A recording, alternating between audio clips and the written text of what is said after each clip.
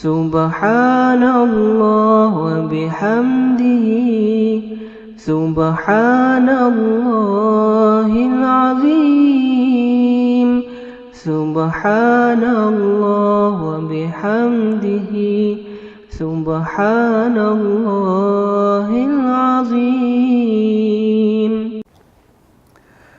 بسم اللہ الرحمن الرحیم۔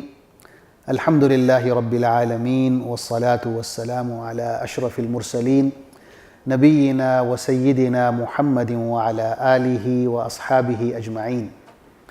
ناظرین السلام علیکم ورحمۃ اللہ وبرکاتہ۔ ہماری آج کی گفتگو کا موضوع ہے ہماری شخصیت پر عقیدہ توحید کے اثرات، یعنی جب ایک مسلمان عقیدہ توحید پر کاربند ہوتا ہے تو یہ عقیدہ توحید اس کی شخصیت پر کیا اثرات چھوڑتا ہے۔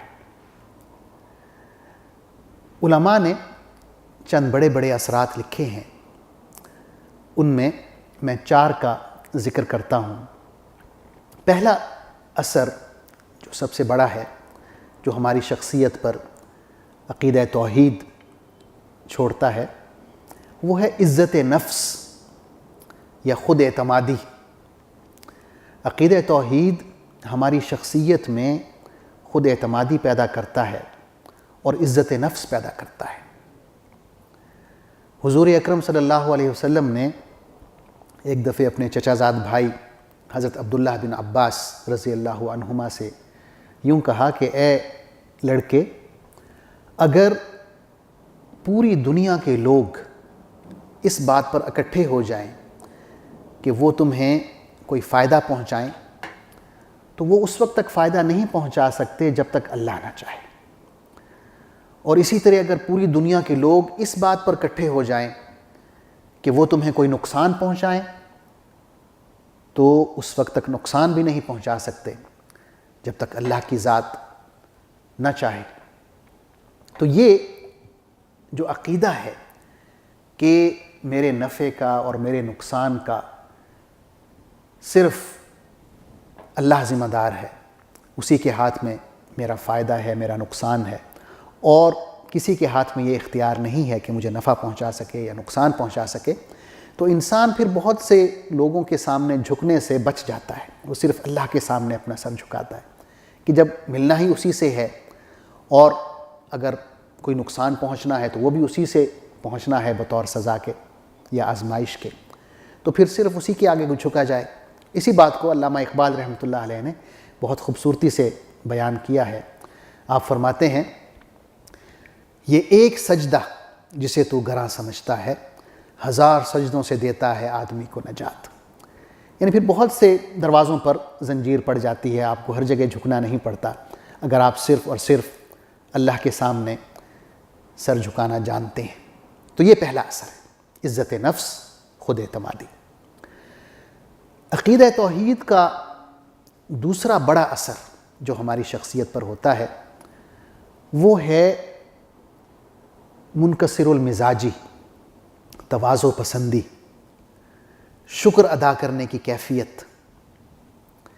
یعنی جب ہم یہ جانتے ہیں کہ ہمارے پاس جتنی بھی نعمتیں ہیں وہ اللہ کی عطا کردہ ہیں تو ہم اللہ کا شکر ادا کرتے ہیں، اور یہ جو شکر کی کیفیت ہے ہمارے اندر تواضع پیدا کرتی ہے، منکسر المزاجی پیدا کرتی ہے، اور تکبر، غرور اور اس طرح کی جو صفات ہیں وہ ہمارے اندر سے جاتی رہتی ہیں۔ تو یہ دوسرا بڑا اثر ہے۔ اللہ تعالیٰ نے تمام انسانیت کو 2 حصوں میں تقسیم کیا ہے، ایک وہ ہیں جو اللہ کا شکر ادا کرتے ہیں، اور دوسرے وہ ہیں جو ناشکرے ہیں۔ سورہ انسان ہے، سورہ الدہر، اس میں اللہ تعالیٰ فرماتے ہیں انسانوں کے بارے میں، اِنَّا هَدَيْنَاهُ السَّبِيلَ اِمَّا شَاكِرًا وَإِمَّا كَفُورًا، کہ ہم نے انسان کو راستہ دکھا دیا ہے، تو ان میں سے بعض ایسے ہیں جو شکر گزار ہیں، قدردان ہیں، اور بعض ایسے ہیں جو ناشکرے ہیں، کفران نعمت کرتے ہیں، وہ جو سیدھا راستہ دکھایا گیا ہے اس کو نہیں اپناتے۔ تو یہ دوسرا اثر ہے ہمارے اوپر یا ہماری شخصیت پر کہ ہم اللہ کا شکر ادا کرتے ہیں اور اللہ کی مخلوق کا بھی شکر ادا کرتے ہیں، ان کے سامنے تکبر نہیں کرتے، تواضع پسندی اختیار کرتے ہیں۔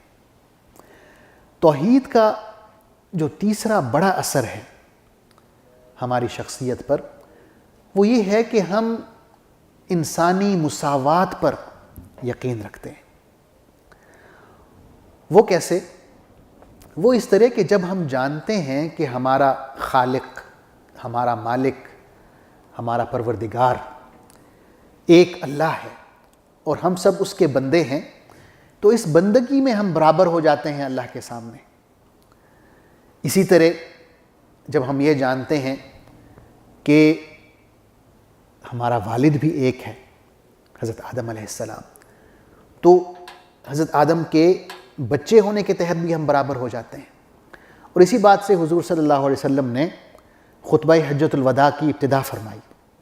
آپ نے فرمایا ایھا الناس ان الہکم واحد وان اباکم واحد کلکم من آدم وآدم من تراب، کہ اے لوگو، تمہارا معبود ایک ہے، تمہارا رب ایک ہے، جس طرح تمہارا باپ بھی ایک ہے، تم سب آدم کی اولاد ہو اور آدم علیہ السلام کو مٹی سے پیدا کیا گیا۔ پھر آپ نے فرمایا لا فرق لعربی علی عجمی ولا لعجمی علی عربی ولا لأحمر علی اسود ولا لأسود علی احمر الا بالتقوی، کہ کسی عربی کو عجمی پر، کسی عجمی کو عربی پر، کسی گورے کو کالے پر یا کسی کالے کو گورے پر کوئی فوقیت حاصل نہیں، کوئی فضیلت حاصل نہیں، سب برابر ہیں۔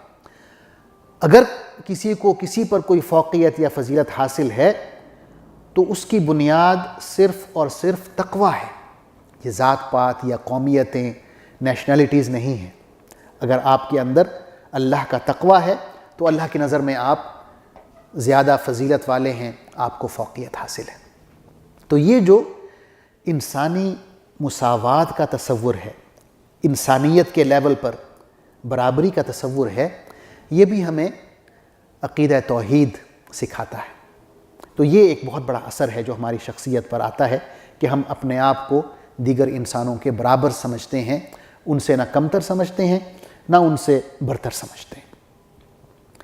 چوتھا اثر یہ ہے کہ عقیدہ توحید پر ایمان لانے سے ہمارے دلوں کو اطمینان پہنچتا ہے، سکون قلب۔ وہ اس طرح کہ جب ہم جانتے ہیں کہ ہر بات، ہر اختیار اللہ کے ہاتھ میں ہے، وہی ہمیں طاقت دیتا ہے، وہی ہمیں کمزور کر سکتا ہے، وہی ہمیں عمارت دیتا ہے، وہی ہمیں غریب کر سکتا ہے، محتاج کر سکتا ہے، وہی ہمیں صحت دیتا ہے، وہی ہمیں بیمار کر سکتا ہے، وہی ہمیں شہرت دیتا ہے، وہ ہمیں گمنامی کی زندگی میں دھکیل سکتا ہے۔ یعنی جو بھی نعمت ہے اور جو بھی اس کا الٹ ہے وہ آپ تصور میں لائیں تو وہ سب اللہ کی طرف سے ہے۔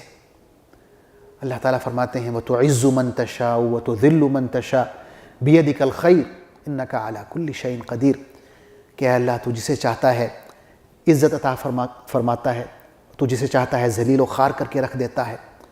ساری کی ساری بھلائی، ساری کی ساری خیر تیرے ہاتھوں میں ہے اور تو جو چاہے کر سکتا ہے، ہر شے پر قدرت رکھتا ہے۔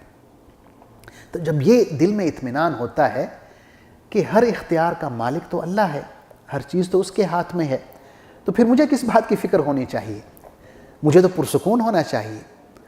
ہاں، اگر کسی بات کی فکر ہونی چاہیے مجھے بطور موحد کے، بطور مومن کے جو توحید پر ایمان رکھتا ہے، وہ صرف یہ کہ کیا میں اللہ کے احکام کی پابندی کر رہا ہوں، اس کے رسول صلی اللہ علیہ وسلم کے احکام کی پابندی کر رہا ہوں یا نہیں کر رہا، صرف یہ فکر ہونی چاہیے۔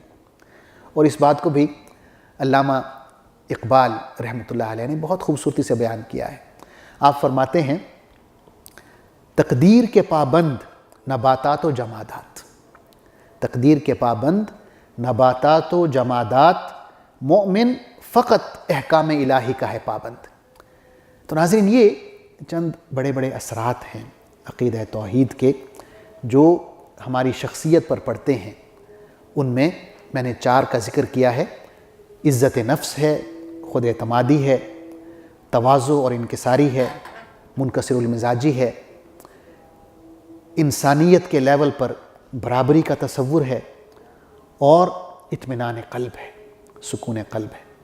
اللہ تعالیٰ سے دعا ہے کہ ہمیں شرکیات سے، توہمات سے اور بدعات سے محفوظ رکھے، اور عقیدہ توحید جس طرح قرآن مجید میں مذکور ہے اور جس طرح حضور اکرم صلی اللہ علیہ وسلم نے اس کی تعلیم دی ہے، اس کی ہمیں سمجھ عطا فرمائے اور اس پر اس کے مطابق زندگی گزارنے کی توفیق عطا فرمائے۔ آمین۔ والسلام علیکم ورحمۃ اللہ وبرکاتہ۔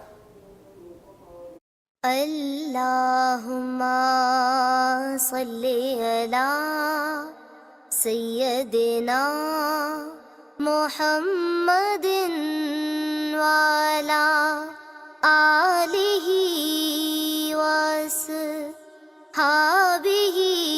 وسلم۔